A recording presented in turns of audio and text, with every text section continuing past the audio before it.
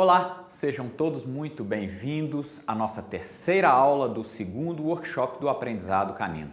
Gostaria de agradecer imensamente a participação de todos nas aulas anteriores, os comentários e as dúvidas aqui postadas.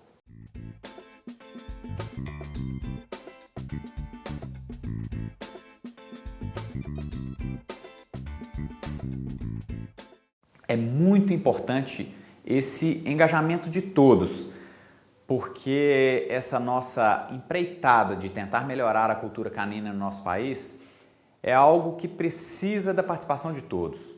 Somente com a participação de todos, com o investimento pessoal, individual de cada um na melhoria do conhecimento, é que vai fazer com que esse gap, essa diferença que nós temos em relação aos países mais desenvolvidos na área canina, dê condição de melhorarmos o convívio que nós temos com os nossos cães na nossa rotina cotidiana e, inclusive, dar condição daqueles que têm pretensão competitiva conseguirem desenvolver melhor os seus intentos.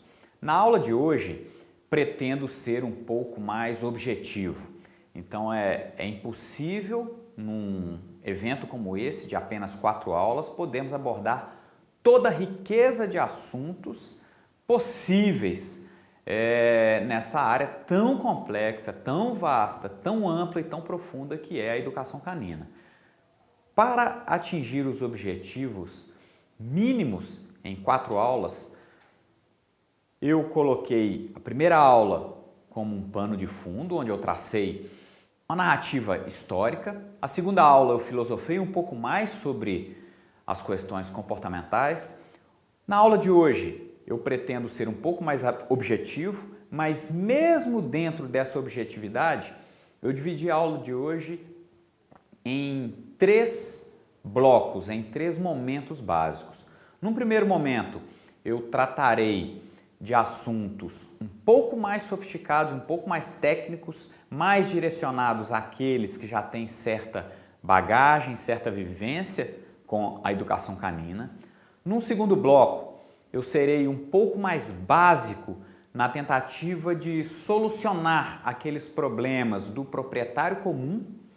E no terceiro bloco, eu demonstrarei alguns proprietários e alguns profissionais que têm aprendido comigo nos meus cursos ou presenciais ou cursos online para tentar demonstrar o quanto é importante não só profissionais, mas também proprietários desenvolverem-se no conhecimento.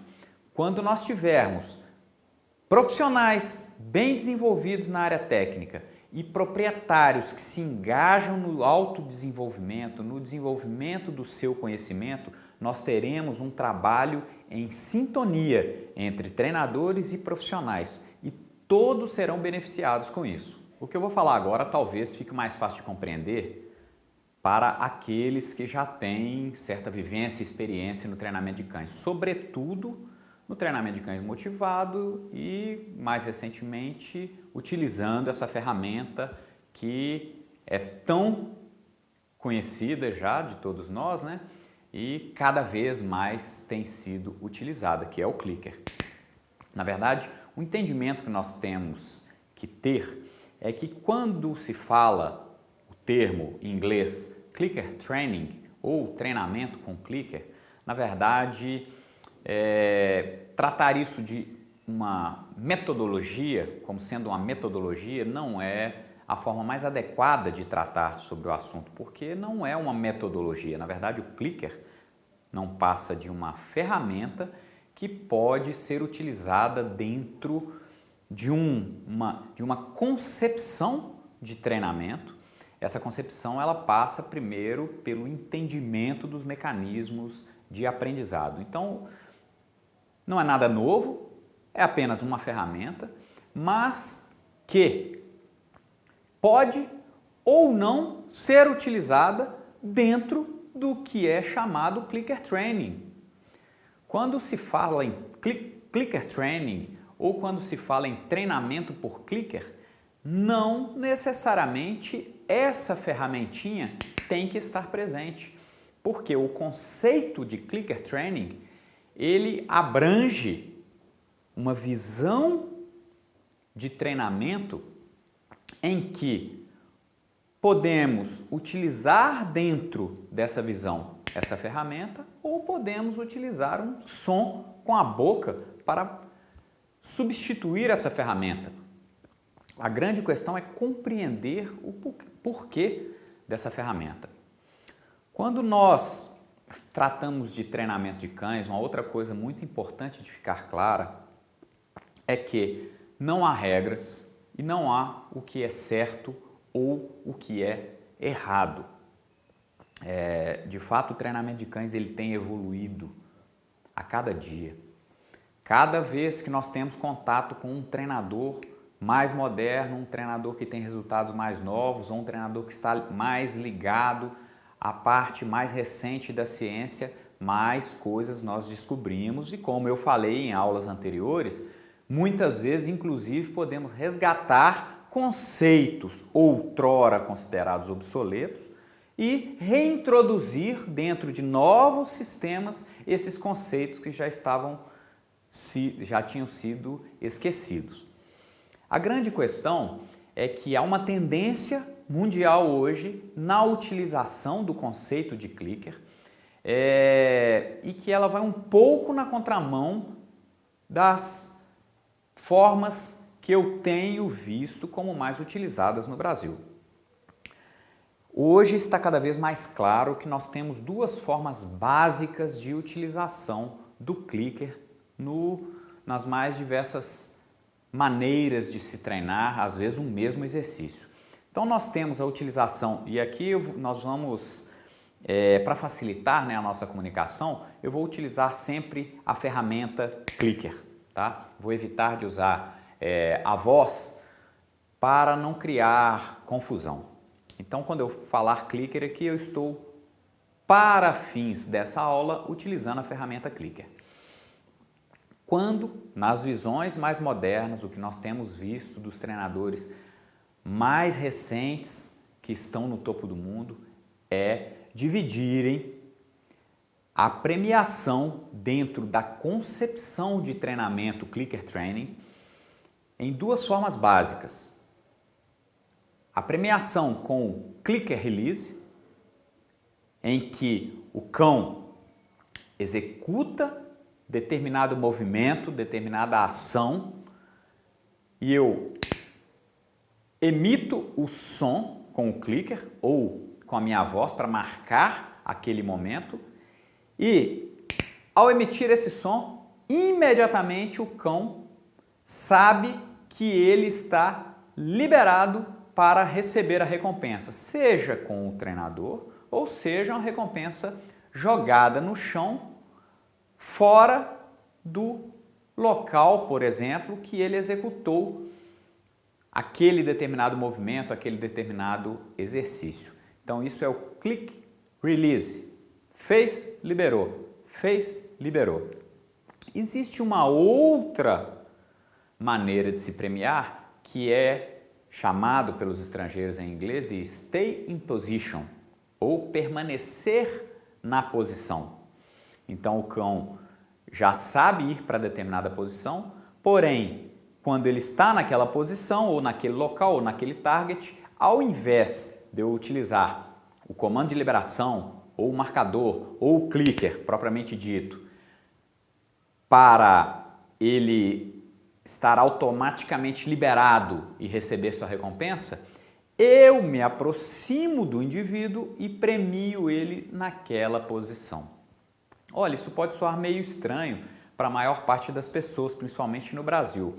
É muito comum as pessoas utilizarem o clicker tanto para liberar quanto para marcarem aquela posição.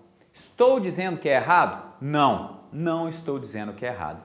Estou dizendo apenas que uma tendência mundial pelos treinadores mais de vanguarda é separar as duas formas de premiação e, inclusive, utilizar cada forma de premiação de acordo com cada exercício, de acordo com cada estágio que o cão se encontra naquele determinado exercício. Basicamente, utiliza-se o clicker, o click release, quando queremos moldar um comportamento e levar um cão gradativamente através de reforço positivo até um ponto ou posição que nós queremos.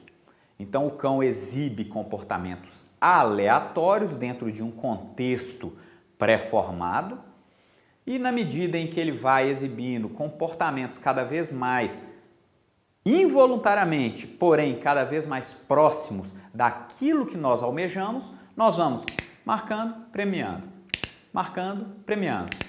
Sempre a marcação significa para o cão liberação muito clara para ser recompensado, ou na minha mão, ou jogando, por exemplo, o prêmio, um grãozinho de ração ou um pedaço de salsicha no chão, ou mesmo, eventualmente, jackpot, dando uma premiação inesperada muito maior. De outra forma, o cão, por exemplo, já aprendeu que tocando aquele target, ele é premiado. Agora eu quero ensiná-lo a permanecer no target. Então ele vai até o target, toca o target, aguardando o clicker, mas o clicker não vem. Quando ele toca o target, eu gradativamente, com cuidado, aproximo dele e premio ele no target.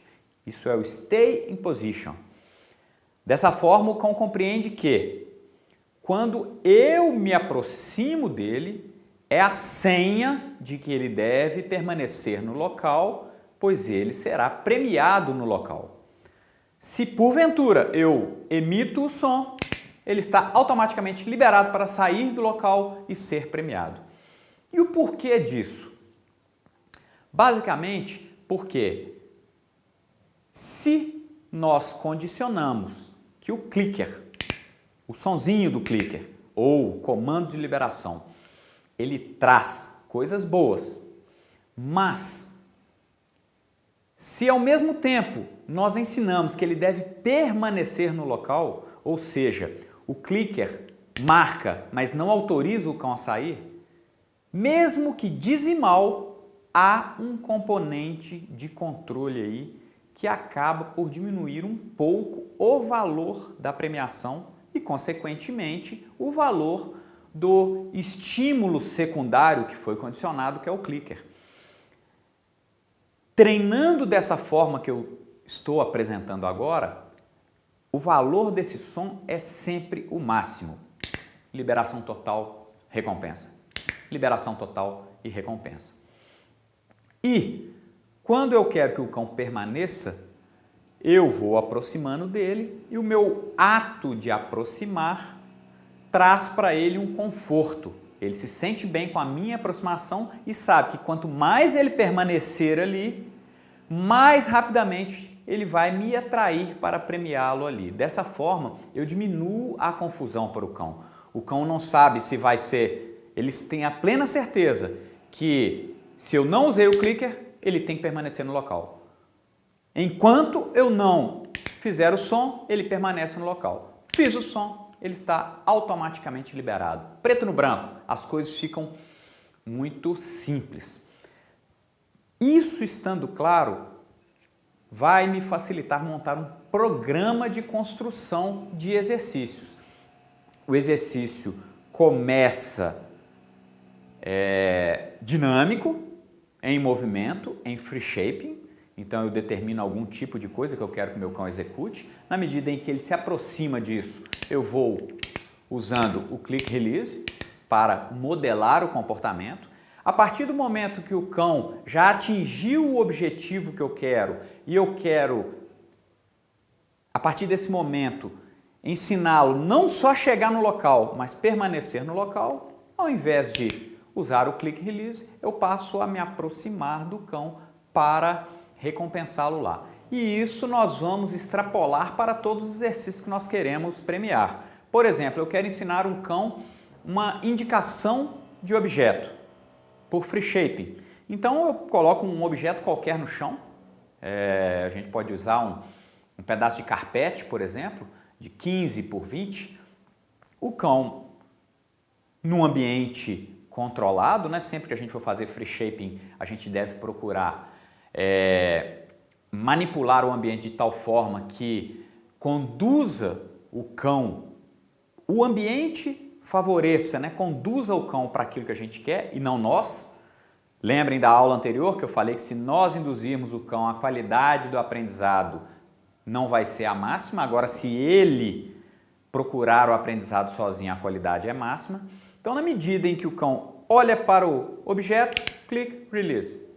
Olha para o objeto, clique, release. Fatalmente, depois de N repetições, ele vai olhar para o objeto tendo a certeza que ele vai ser liberado.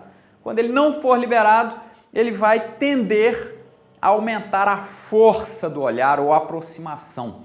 Aquela mesma sensação que a gente tem quando a gente, depois de muitos anos colocando o cartão no caixa eletrônico no banco, num determinado dia eu coloco o cartão, digito minha senha e o dinheiro não sai. A nossa tendência ao invés de desanimar, é ficar nervoso e bater no caixa eletrônico.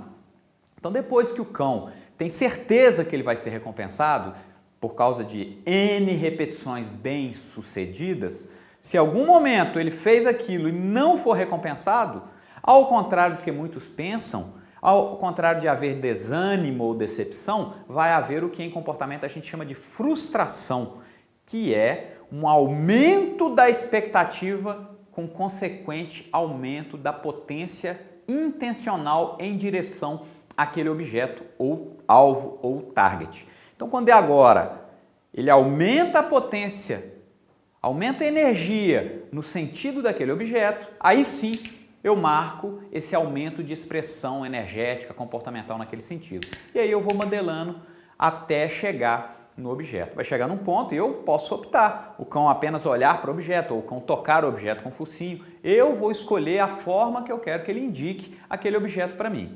A partir do momento que ele já entendeu que aquele objeto que traz para ele o som do clicker, que vai trazer para ele a liberação para ser recompensado, eu posso ir modelando para fazê-lo deitar em cima do objeto, olhando para o objeto. E assim por diante. É lógico que toda a metodologia para se ensinar isso não é tão simples, né? O conceito falei todo aqui o conceito. Agora, a metodologia, existem diversas metodologias e a gente gastaria um bom tempo para poder exibir todas as variáveis voltadas nisso. Em oportunidades, nos meus cursos presenciais, eu descrevo gradativamente, passo a passo dessas coisas. No meu curso online, a gente tem uma matéria exclusiva sobre detecção de objetos que eu mostro passo a passo com diversos cães diferentes, desde a parte inicial de free shaping até as partes em que nós começamos a direcionar, até a parte final em que a gente entra com o controle e responsabilidade na indicação. Da mesma forma a gente utiliza para ensinar o cão a buscar um halter ou fazer qualquer outro exercício. É impressionante a mágica que isso aqui, essa ferramentinha é capaz de fazer. A gente vê às vezes empresas ou instituições aí gastando horrores, comprando máquinas para tentar ensinar os cães a indicarem drogas, indicarem explosivos, quando que um trabalho bem feito de pensamento com uma ferramenta dessa de 10 ou 15 reais pode fazer milagre. A grande questão é que vai chegar num ponto que não basta que o meu cão indique adequadamente o objeto, ele tem que aprender que ele tem que chegar no objeto e permanecer tempo no objeto. Ele já sabe o formato da indicação que traz o som para ele. Ele já sabe que o som traz a liberação e a recompensa. Mas agora eu quero ensinar que quando ele indicar, ele tem que permanecer até que eu ou libere ou me aproxime dele para premiar lá. Por isso que é importante o cão ter esse entendimento que clique só é uma coisa, é release, liberação. E se eu me aproximar, significa permaneça na posição. Quando então o cão já sabe qual é a posição exata que traz a sensação, e aí a gente volta lá naquela aula anterior que eu cito a dopamina como um elemento prazeroso de fechamento do ciclo do alimento no cérebro, gerando um belo exemplo de aprendizado por recompensa no hipocampo, né? Então, quando eu clico, há descarga de dopamina e fecha no hipocampo a conexão entre ação e recompensa. Nesse momento, ao invés de clicar, eu aproximo e jogo a comida no objeto que eu quero. O cão deitou, ao invés de eu clicar, eu vou me aproximando calmamente e jogo a comida. E vou jogando comida, jogando comida. A partir daí, o cão entende que ele deve permanecer ali porque a comida vai cair em cima do objeto. Ou, num determinado momento, eu posso, por minha decisão, de acordo com o comportamento que eu observar, subitamente clicar, jackpot, e dar uma recompensa final.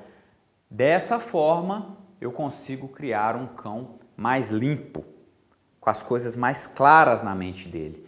Clicker significa sempre a mesma coisa. Ele não tem que ficar pensando para processar se o clicker significa opa, eu estou no caminho certo, é só uma dica. Não, para ele clicker é uma coisa única, óbvia, clara. Click, release, recompensa.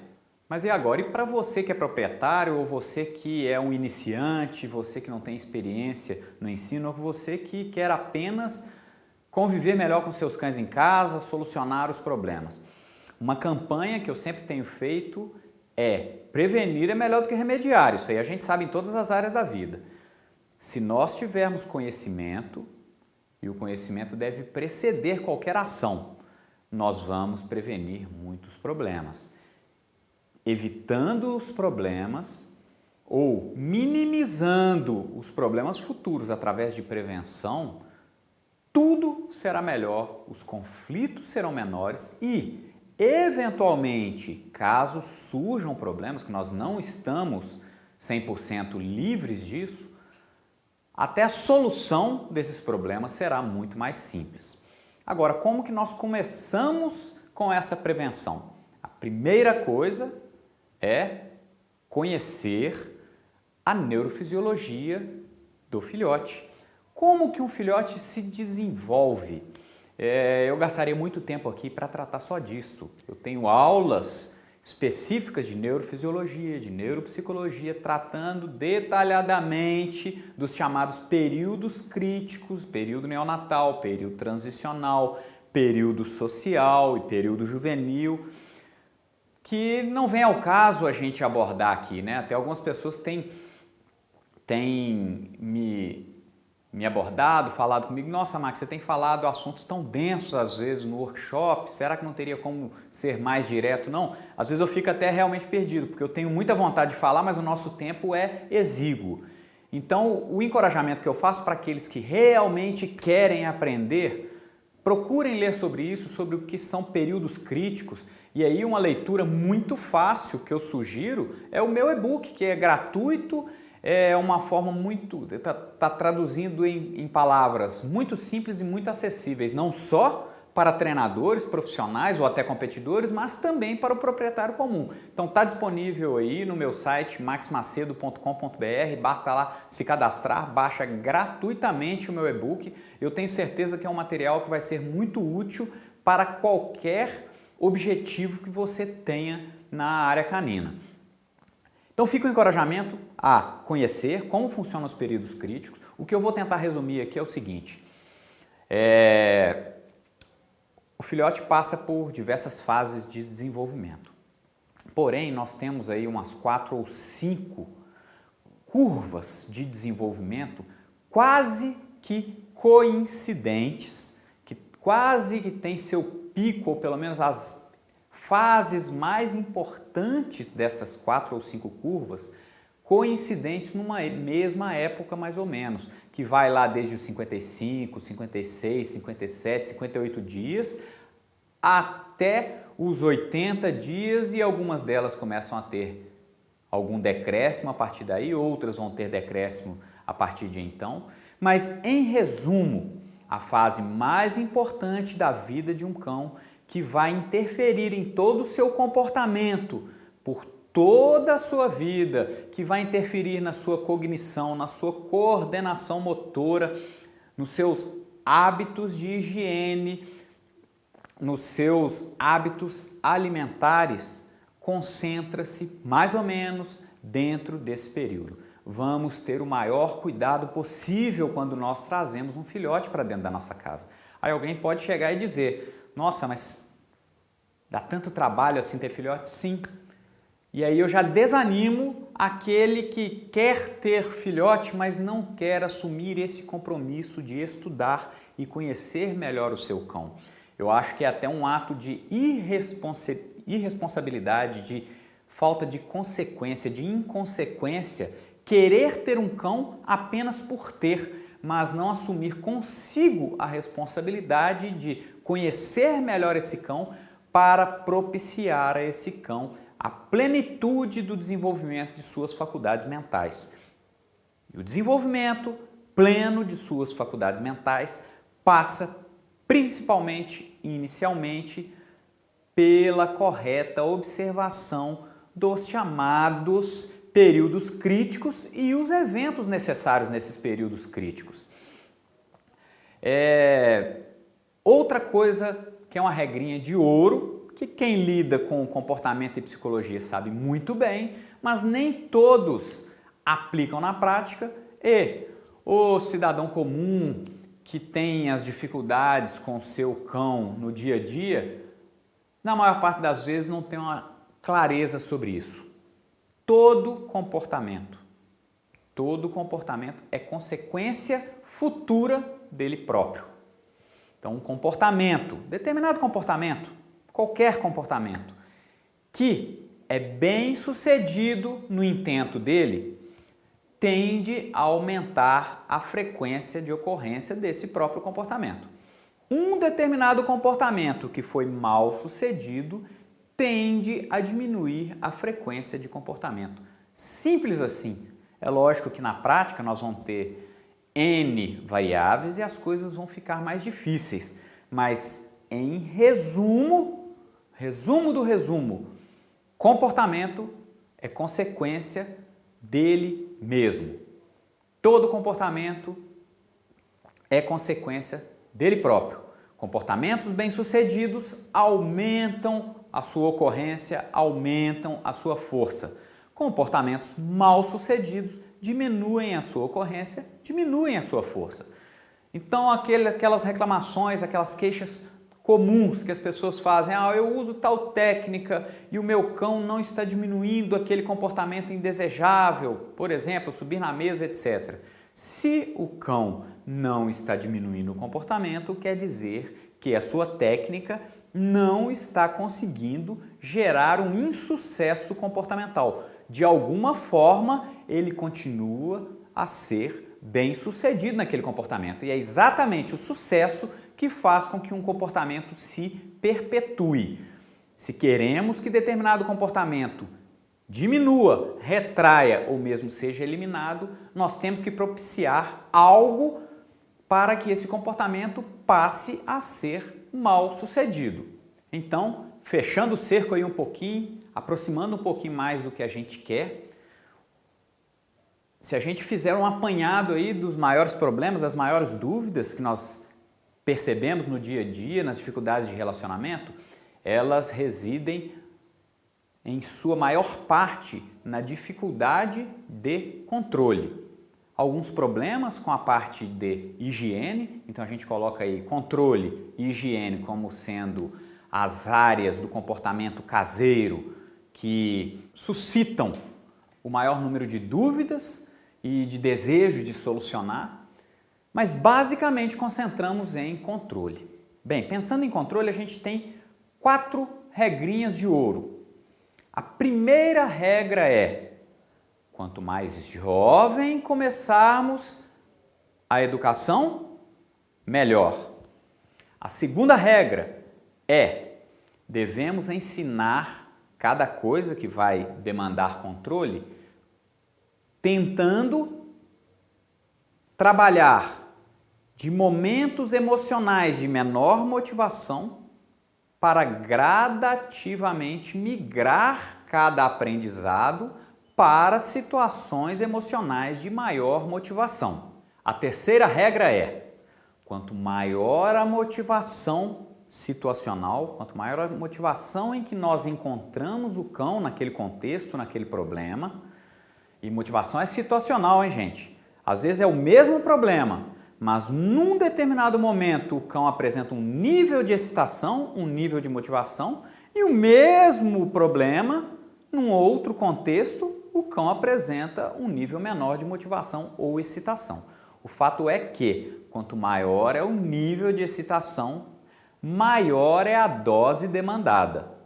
E exatamente por isso que, pedagogicamente, quando nós queremos ensinar algo para o cão, nós devemos prover um contexto inicialmente de motivação mais baixa. Na medida em que ele aprende num momento de motivação mais baixa e repete, se exercita, repete, e nós temos muito sucesso na melhoria do comportamento naquele nível basal de motivação, nós podemos então acrescentar um pouco mais de motivação àquele contexto.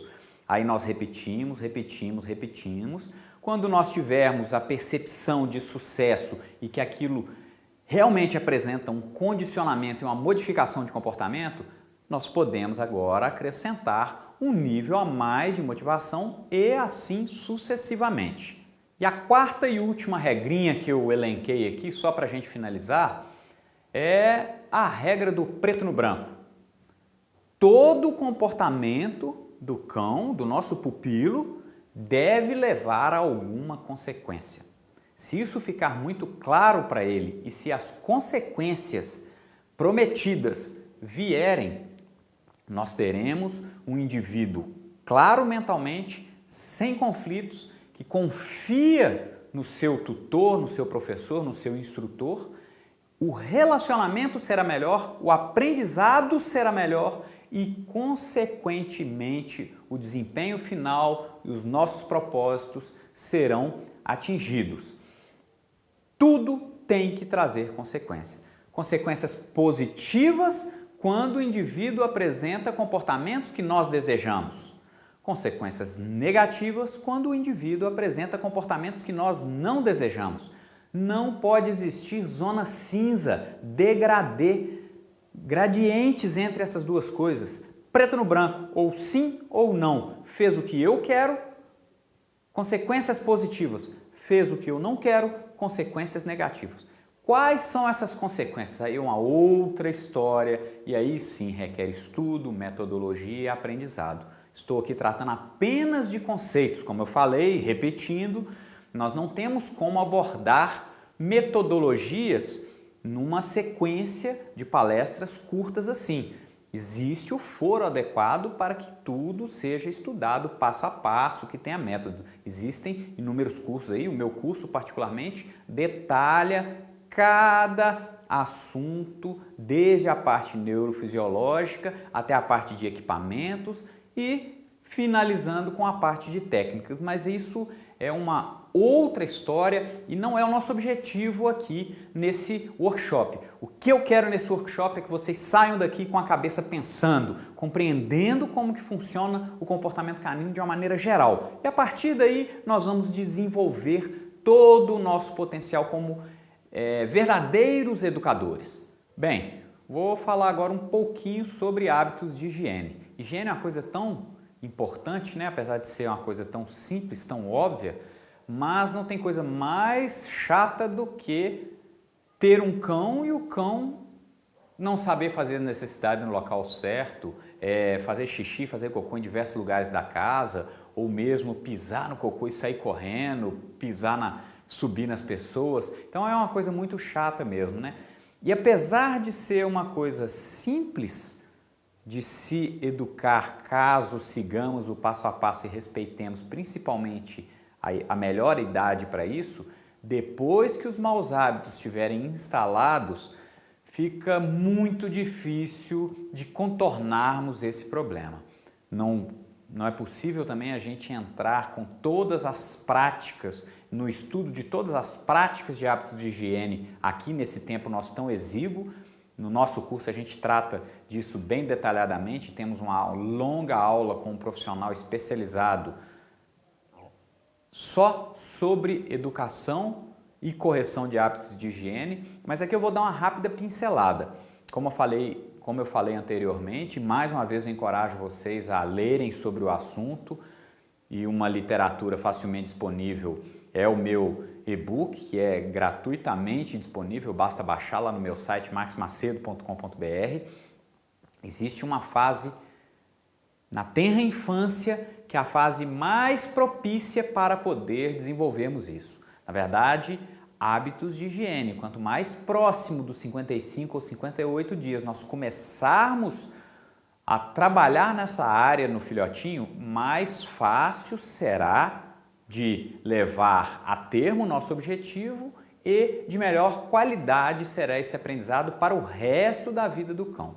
Só uma informação é que em torno dos 6 meses de idade nós fechamos essa janela e a partir daí ficará tudo mais difícil e aí já nem trataremos mais de educar hábitos de higiene, formar bons hábitos de higiene e sim solucionar problemas referentes a hábitos de higiene.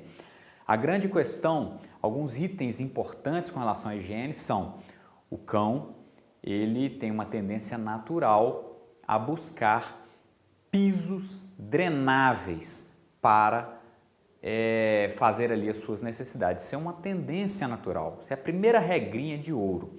Portanto, quando o cachorro é pequenininho, a partir dos 55, 58 dias, nós devemos propiciar a ele algum tipo de piso drenável. E é exatamente por isso que há a tendência dele ir para o tapete. Se nós não queremos que ele faça cocô ou xixi no tapete, nós devemos evitar que nessa fase mais propícia para a fixação desses hábitos, ele tenha contato direto, aleatório, a bel prazer dele com o tapete, sobretudo nos momentos em que ele estiver com o seu sistema urinário ou digestivo sobrecarregado. E isso se dá normalmente após a alimentação. Então, algumas regrinhas básicas são contenção, manter o animal contido antes da alimentação, alimentar adequadamente, manter contido um pouco depois da alimentação para que a digestão se inicie e o reflexo gastrocólico comece a aparecer. Logo depois, deixarmos ele ter contato com esse tipo de piso de solo drenável, seja jornal, seja terra, seja areia, seja grama. E, preferencialmente, fazemos a limpeza desse local sem tirarmos desse local o cheiro por completo, que fique só ali a percepção de que aquele local foi o local que da vez anterior ele fez, mantendo os outros ambientes limpos e não deixando ele livre nos outros ambientes enquanto ele não fizer as suas necessidades. São regrinhas muito básicas que, se nós seguirmos para o filhotinho nessa idade, principalmente entre os 60 e os 90 dias, a nossa chance de sucesso será muito maior, com muito menos trabalho, afinal de contas o cãozinho é bem pequenininho, bem mais fácil de manipular e a durabilidade desse sucesso será muito maior. E aí algumas questões surgem. Esfregar a cara do filhotinho no cocô ou no xixi funciona? Não. Esfregar um jornal na cara do filhotinho, bater com o jornal no filhotinho funciona? Não. Definitivamente não. Ele não consegue estabelecer correlação, uma conexão entre o ato fisiológico normal de defecar com algum tipo de experiência negativa que vem em uma situação absolutamente fora daquilo que a princípio é normal, que é fazer as suas necessidades fisiológicas. Vamos trabalhar na criação do ambiente, na educação, na prevenção, ao invés de pensar em solucionar problemas.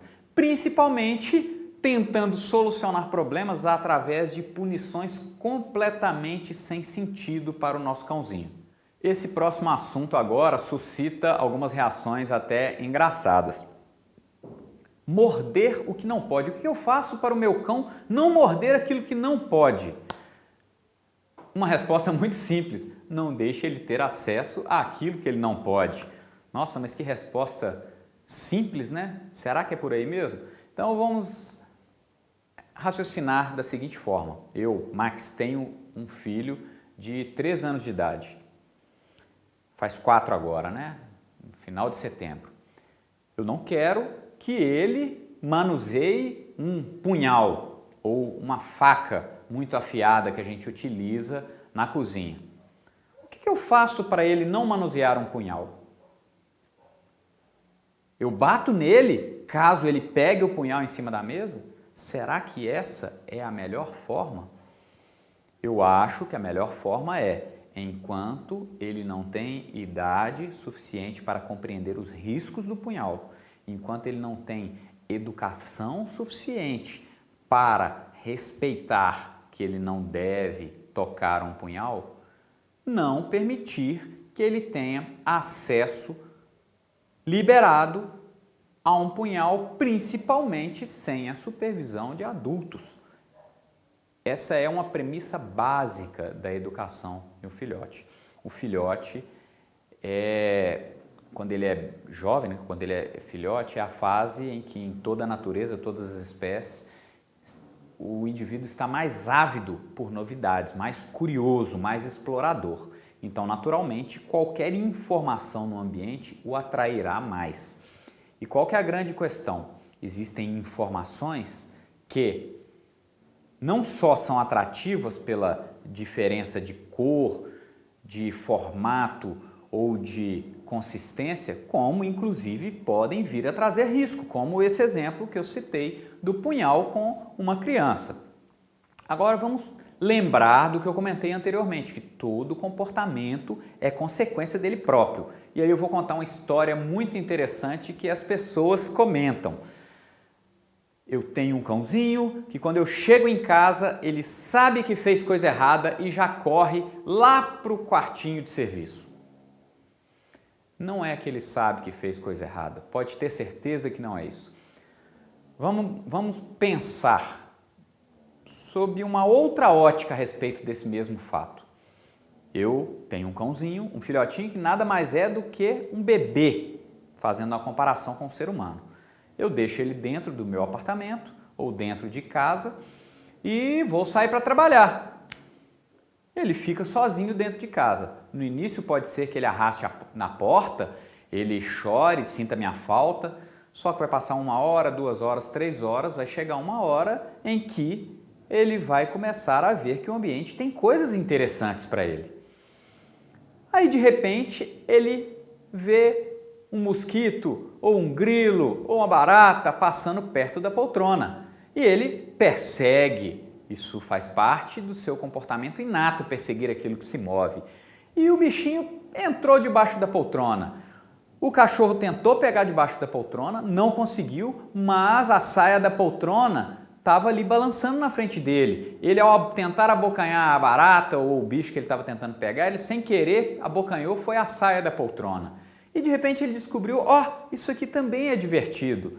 Aí o instinto de caça dele, o impulso de caça dele foi aflorado para aquele tecido que está balançando. Ele vai e começa a puxar, puxar, puxar e ter a sensação que na verdade a natureza preparou para ter, de estar lutando contra uma caça. Isso é prazeroso para o indivíduo. Ele luta, luta, luta, luta e começa aquele barulho rasgando. Aí ele consegue rasgar. Isso para ele é um orgulho tremendo. Isso dá um prazer muito grande para ele. Ele se sentiu um caçador bem-sucedido. Todo comportamento que é bem-sucedido tende a aumentar a sua frequência de ocorrência e a sua força futura. E aí ele sai correndo com aquele pedaço da linda poltrona que você comprou. Você chegou do trabalho, abriu a porta, faz o barulhinho da chave, tlep, tlep, tlep, abre a maçaneta, o filhotinho lembrou que aquele barulhinho tem a ver com a sua saída, meu dono está chegando. E ele vem todo feliz para te ver.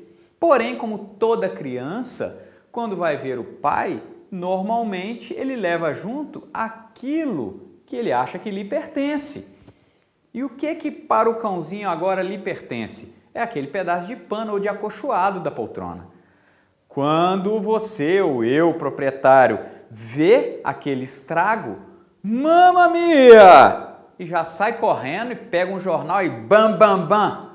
O cachorrinho naturalmente larga o pano, aí na cabeça do proprietário, ele entendeu que era para largar. Sai correndo e você sai correndo atrás dele. Puxa vida, que beleza. Aí ele foi lá para o fundo do quartinho de serviço, da área de serviço.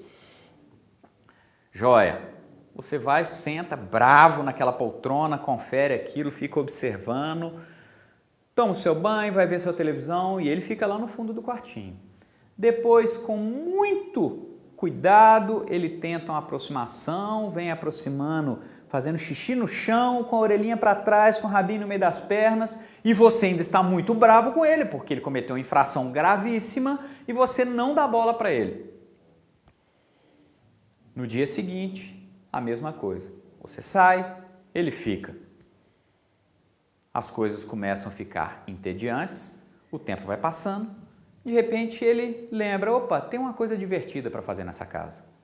Vai lá naquela poltrona, ele foi bem sucedido no dia anterior e começa a brincar de novo. E vum, vum, vum, agora ele arrancou um pedaço maior ainda, porque ele carrega consigo a experiência bem sucedida do dia anterior. E brinca, brinca, brinca. Final da tarde, ele ouve o barulho da chave entrando na fechadura e da maçaneta da porta abrindo. Opa, agora aquele barulho já não é necessariamente prazeroso. Ele já vai olhar o ser humano com outros olhos, de dúvida. Aí você chegou, olhou para ele, de novo! Agora já não precisa de você bater nele para ele largar rapidamente o pano e sair correndo para a área de serviço. Antes de você fazer isso, só dele perceber que você já ficou nervoso, ele já sai correndo, gritando, fazendo xixi pelo chão. Aí você vai lá, não contente com isso, e bam, bam, bam, bam, bam. Você sabia que você estava fazendo coisa errada, né? No outro dia, tudo se repete. E cada vez que isso se repete, o cãozinho começa a fugir antecipadamente. Se antes ele fugia só depois da surra, depois ele passou a fugir quando você se projetou sobre ele, depois ele passou a fugir quando você abriu a porta, depois ele passou a fugir quando ouviu o barulho da maçaneta, depois ele passou a fugir quando você começou a caminhar no corredor ou na garagem, e aí está instalado o condicionamento e ele fugiu de você, você pensando que ele está fugindo porque ele sabe que ele está errado, quando na verdade ele não sabe que ele está errado. Ele simplesmente criou uma conexão entre a sua chegada e o mal-estar entre vocês dois. Conexões só são estabelecidas quando existem dois sinais que se dão repetidas vezes num tempo máximo entre eles de 2,5 a 3 segundos. Leiam lá no meu e-book nos princípios básicos de aprendizado e condicionamento. Portanto, se o cão é repreendido ou é punido numa janela de tempo maior do que 3, 4, 5 segundos pós o ato de morder, ele não conseguirá estabelecer absolutamente nenhuma conexão entre a surra que eventualmente ele tomou e aquele ato considerado infracionário. Uma outra questão também que é muito comum me relatarem é o incômodo que as pessoas têm, e é mais do que compreensível, né? Do cão aprender a subir na mesa do café da manhã ou subir nas outras pessoas. Vamos pegar primeiro como exemplo o subir na mesa. Vamos lembrar, todo comportamento é consequência dele próprio. Se o comportamento está se repetindo, é porque ele tem sido de alguma forma bem sucedido. Agora, os cães sobem na mesa, as pessoas não percebem, mas é muito comum as pessoas brincarem com ele, passar a mão na cabeça e depois quer que ele desça. O cão sobe na mesa, as pessoas brincam com ele sente bem-estar, ou seja, ele está sendo bem-sucedido, brincam com ele consegue pegar uma migalha de pão ou outra. O pai xinga, mas às vezes a mãe fica com pena, dá um pedaço de pão. É uma verdadeira confusão. O filho, a criança, dá um pedaço de carne, dá uma salsicha. Num dia ele pode, no outro dia ele não pode. E é lógico que todo esse conflito gerará um comportamento que de fato será uma resultante básica entre as eventuais benesses que ele possa ter ao subir e os eventuais insucessos. Se nós queremos eliminar um comportamento, nós devemos primeiro ter em mente essa que é chamada a lei do efeito, que foi descoberta e determinada lá em 1908 por um pesquisador americano de nome Edward Thorndike, em que todo comportamento é consequência do efeito que ele causa. Se ele for bem sucedido, ele aumenta a ocorrência. Se ele for mal sucedido, ele diminui a ocorrência. Agora, nós somos educadores. Se nós somos educadores, nós devemos estar preparados para educar naqueles momentos em que o indivíduo precisa de educação. Que tal se, quando eu sentar-me à mesa, eu tenha algo extremamente apetitoso para o cão à mesa? Não é isso que o atrai para a mesa? Ótimo. Se ele subir à mesa, a primeira coisa, ele não ganha nada. Aí quando ele descer da mesa, eventualmente, eu jogo a comida para ele no chão, um pedaço de bacon, um pedaço de salsicha que ele queira muito. Subiu na mesa, nada. Desceu da mesa, fatalmente uma hora ele vai descer, desceu da mesa, requer realmente dedicação, tempo, um pouquinho de foco na educação. Se nós tivermos um foco inicial, no futuro tudo será mais fácil. Agora, se nós não quisermos gastar esse tempinho nessas coisas cotidianas, rotineiras iniciais, depois nós teremos um problemão e aí nós teremos que desenvolver parafernálias e metodologias complicadas para solucionar problemas instalados, o que ficará muito mais difícil. Então, subiu na mesa, neutro. Desceu da mesa, ração. Ou algo mais apetitoso seria melhor, né? Um pedaço de bacon, um pedaço de salsicha, joga no chão. Subiu na mesa, nada. Desceu e a partir daí a tendência será ele cada vez mais aguardar comida no chão. Com o passar das repetições, nós podemos agora introduzir desconforto quando ele subir na mesa. Subir na mesa, colocamos a mão em cima da pata dele, gerando um desconforto. Ele tirou a patinha, desceu, clique, calmamente, e joga a comida no chão. Com esse tipo de procedimento, sendo coerentes, ou seja, isso tem que ocorrer 100% das vezes em que o fato aparecer. Se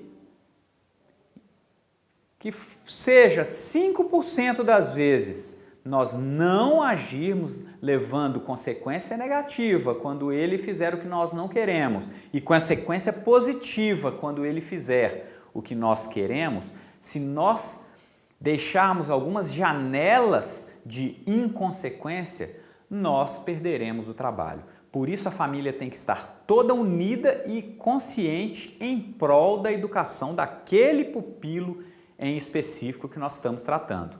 Subiu na mesa, desconforto. Desceu da mesa, clique, comida embaixo. Subiu na mesa, desconforto. Desceu da mesa, clique, comida embaixo. Para eliminarmos comportamentos, nós temos algumas regrinhas básicas. Primeiro, 100% dos comportamentos indesejados devem sofrer consequência negativa. Qual consequência negativa? Não tem como eu dizer. Para cada indivíduo, algum tipo de consequência negativa terá o efeito desejado. Na verdade, o ideal é que a consequência negativa seja a menor necessária possível. E isso varia de indivíduo para indivíduo. Tem indivíduo que a simples resposta neutra será a consequência negativa suficiente. Segunda regra, 100% das vezes o procedimento deve ocorrer. Terceira regra de ouro, deve ser possível em um outro comportamento o indivíduo receber reforço positivo. Ou seja, não basta nós não querermos que ele suba na mesa, nós temos que propiciar um reforço positivo em algum outro tipo de comportamento que não nos incomode ou que nós não consideremos um comportamento inadequado. Outra queixa muito comum é o cachorro sair puxando quando as pessoas vão passear na rua. Nós não podemos nos esquecer de algumas regrinhas básicas. A regrinha da consequência. Todo comportamento bem-sucedido aumenta a sua consequência.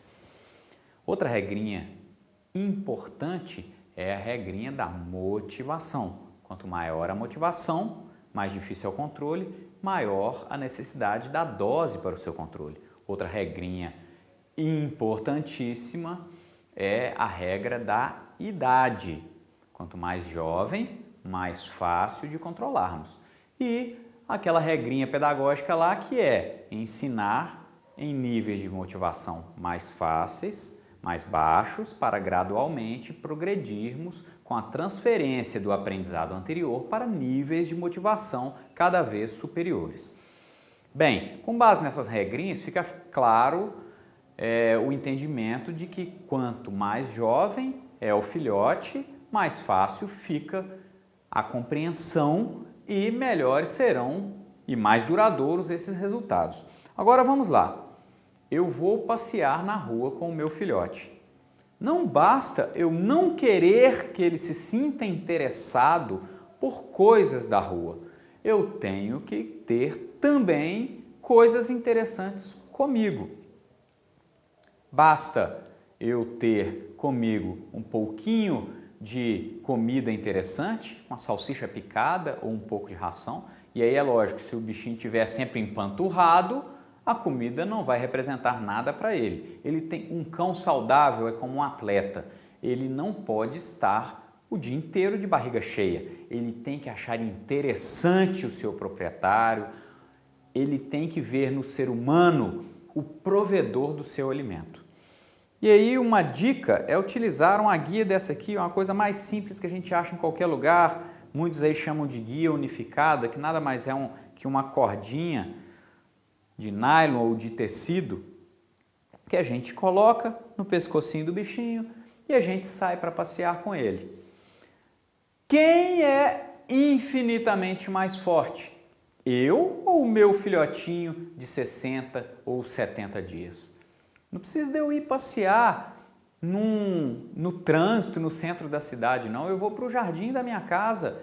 Nós temos que criar uma sala de aula, sempre em ambientes menos motivadores, para gradativamente transferirmos, na medida em que o indivíduo vai aprendendo, para ambientes cada vez mais desafiadores e mais motivadores.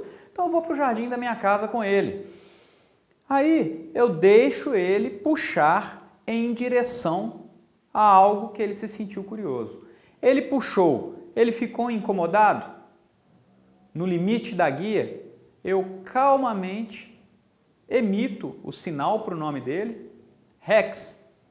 Imediatamente após o Rex, eu dou um toquinho na guia, toquinho, não é tranco não, um toquinho na guia, ele vai olhar para mim. Assim que ele olhar para mim, eu abaixo no chão, clico e apresento comida comigo. Sequencialmente, exatamente dessa forma que eu falei. Vamos recordar? Então ele foi, chegou no limite da guia, eu falo Rex, dou um toquinho, ele olha para mim, eu abaixo no chão, clico e apresento uma apetitosa comida, os pedacinhos de salsicha ou pedacinho de bacon. Ele vem, come, eu agrado ele bastante, volto para a minha posição inicial e deixo isso se repetir novamente. Daqui a pouco ele vai procurar, ele não vai ver comigo a comida. procura, procura, procura, procura, e eu tranquilo, parado. De repente, eu falo, Rex, dou o toquinho, me abaixo no chão, clico, apresenta a comida. Lembrando que clique é promessa e promessa é dívida. Eu não posso mentir para o meu pupilo. Cliquei, imediatamente após, a comida deve ser apresentada. Com algumas repetições sempre exatas, sempre coerentes, ele vai sim aprender que quando eu falar Rex, voltando para mim, ele sentirá a zona de conforto e sentirá prazer. Então, dessa forma, nós criamos um ambiente inicial de que andar próximo ao proprietário é positivo, é agradável. Andar longe do proprietário nem sempre é agradável. E, quando eu falar, vem o incômodo na guia, porém, imediatamente após esse incômodo, existe algo muito bom, que é a possibilidade de aproximar de mim e receber a sua recompensa. Isso se repetindo, cada vez mais ficará fortalecido essa conexão, essa imagem de que comigo a recompensa. Lá fora pode ser interessante, mas não é tão bom. Na medida em que isso vai ficando construído e forte, eu posso começar a aumentar os desafios ambientais. No meu e-book eu cito esse exemplo, né, do cavalo que fica amarrado, que pode ficar amarrado numa cadeira plástica. Aquela cena, né, do cavalo com a cadeira plástica, ou mesmo a cena do elefante adulto no circo que está preso a uma corrente fininha no chão. Por que que isso ocorre? Porque ele passou tantos anos condicionado que aquilo ali ele não conseguia arrebentar durante a tenra infância, que depois de certo ponto ele nem tenta mais. Então, se a gente fizer isso dessa forma, com o cão desde novinho, depois que ele tiver mais velho, ele não verá prazer em querer relutar e lutar contra nós puxando a guia. Um outro problema também que é muito comumente relatado é o cão atacar outras pessoas, atacar outros cães, latir para outros cães, latir para outras pessoas e sair arrastando o proprietário sempre que vê um outro cão se aproximando. Realmente é uma situação muito desagradável. E eu digo que é mais do que desagradável, eu me sinto extremamente incomodado. Eu, Max, isso é uma questão bem particular minha. Quando um cão na rua late para mim, eu me sinto sinceramente aviltado, eu me sinto afrontado. Eu acho muito feio, uma coisa que eventualmente a gente vê, uma criança xingar uma outra pessoa na rua, ou desafiar um adulto na rua, e nós estamos vivendo tempos em que o respeito está cada vez mais incomum. É muito triste isso, e aí está a origem dos problemas, quando a gente vê adolescentes agredindo professores em sala de aula. O problema não está no adolescente na sala de aula, o problema está na tenra infância. Quando uma criança xinga um adulto e as outras pessoas ficam rindo, as pessoas estão incentivando aquele comportamento. Todo comportamento que é bem sucedido tende a aumentar a sua frequência e sua força de ocorrência. Com o cão é a mesma coisa. Quando um cão late para mim, eu tenho a mesma sensação comigo que eu tenho quando uma criança me xinga ou me desafia. Isso é uma mera questão cultural. Agora, o cão latir para outros cães, o problema não está ali. O problema nasceu na infância. Todo cão, quando nasce, quando ele é novinho, né, o filhotinho, ele é mais inseguro do que quando ele é adulto. Isso é natural. Eu ensinei agora mesmo uma das formas, né, de evitar problemas do cão arrastar. E podemos extrapolar. É muito semelhante à forma de trabalhar do cão não arrastar e o cão não atacar outros cães. Quanto mais jovem, melhor. Quanto menor a motivação, melhor.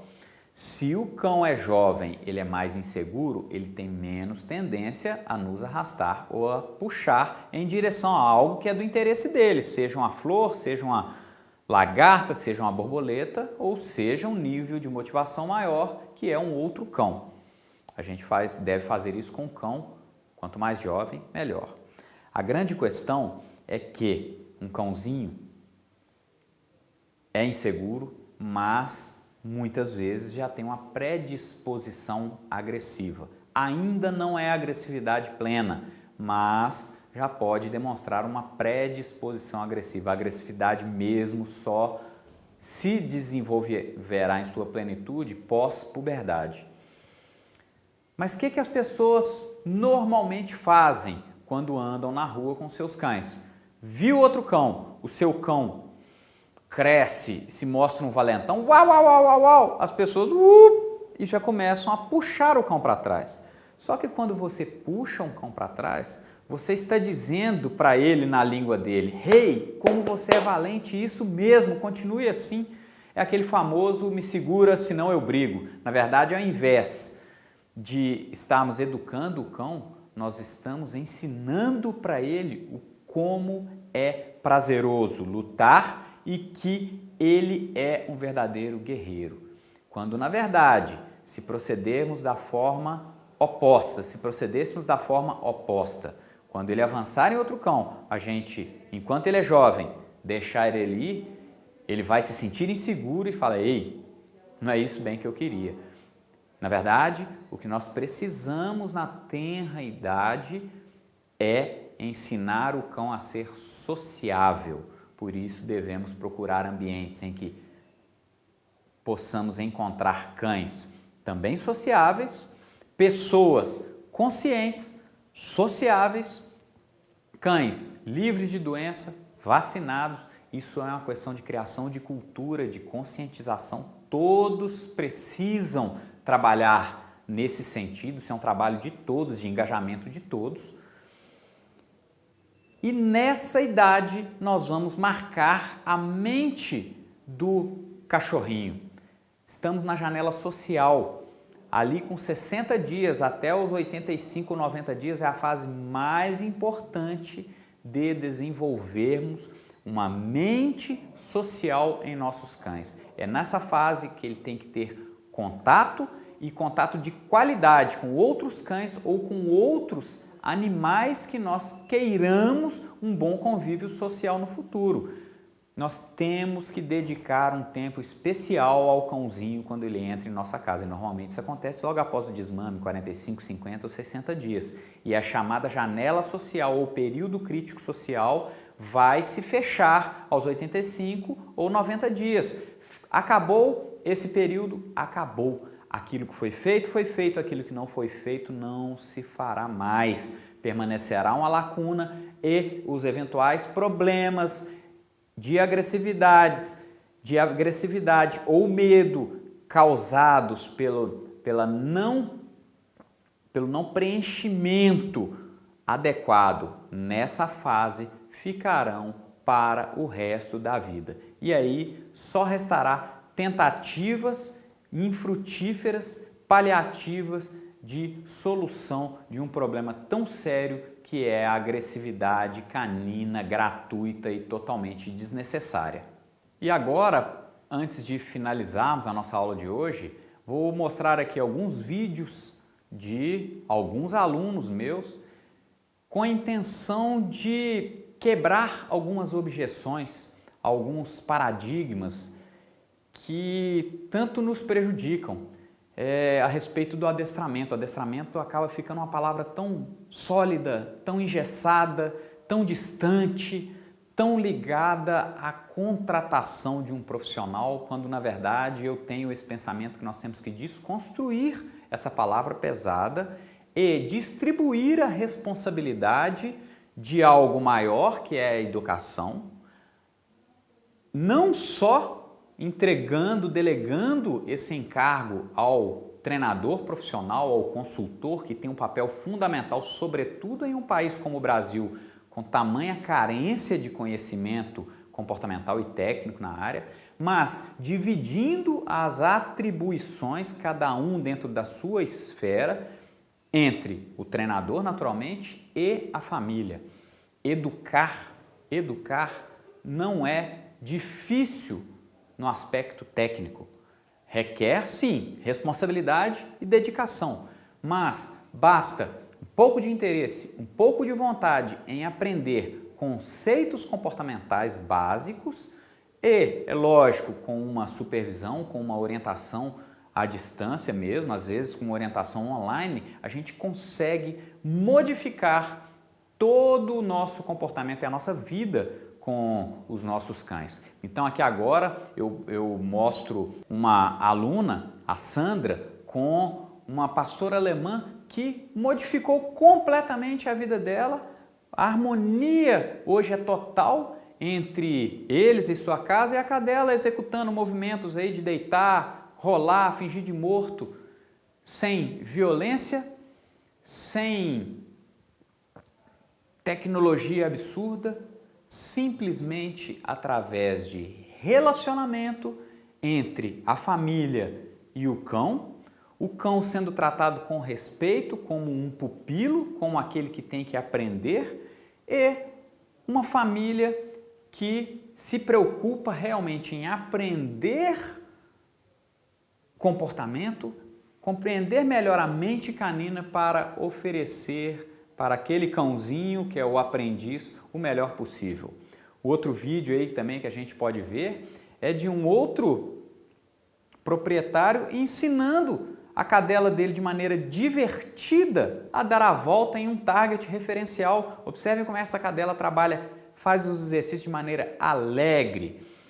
Alguém pode falar, nossa, mas para que essa cadela está fazendo isso? Gente, vocês não imaginam como isso é bom para o sistema nervoso de um cão, de um aprendiz, poder executar movimentos. Isso é igual à importância que tem atividades físicas e lúdicas para uma criança. Agora, o que é mais importante é a motivação, a alegria para cumprir tarefas e solucionar problemas. Aqui nós vemos também esse outro cãozinho executando alguns dos fundamentos que eu ensino no e-book e no meu curso online também, sentar, deitar, tomar a posição stay. Olha só que show que é esse vídeo, o rabinho abanando o tempo todo. Uma das melhores formas que nós temos de observar se há bem-estar durante o aprendizado, o adestramento, é observar se a orelha está em pé, se o bichinho está chorando de vontade para aprender, para executar, se o rabinho está abanando. Então fica aí o encorajamento a todos vocês e eu utilizo esses vídeos como um bom exemplo para demonstrar que todos são capazes e para encorajar todos a assumirem esse compromisso de ensinar algo aos seus cães. Fica aí, ensine algo aos seus cães. Então, encerramos a nossa aula de hoje. Espero que tenha sido útil, espero que vocês tenham gostado. Naturalmente, eu não tenho nenhuma pretensão de que todas as dúvidas tenham sido sanadas, eu sei que as dúvidas vão surgir e é por isso mesmo que eu dou a vocês toda a liberdade de escreverem aqui nos comentários as suas dúvidas, os seus comentários, as suas críticas, coloquem aqui porque tudo vai ser muito útil para mim, para você e para todos que estão participando desse workshop do aprendizado canino. Fica aí um outro encorajamento, na verdade eu conclamo a todos a engajarem-se nessa nossa missão de melhorar o bem-estar canino através do desenvolvimento do conhecimento. Divulguem esse workshop para todos os seus conhecidos, sejam proprietários, curiosos, amantes de cães, profissionais. Vamos fazer essa campanha para que o nosso país seja um país com maior conhecimento e, naturalmente, com um melhor convívio com esses bichinhos tão legais que são os nossos amigos caninos.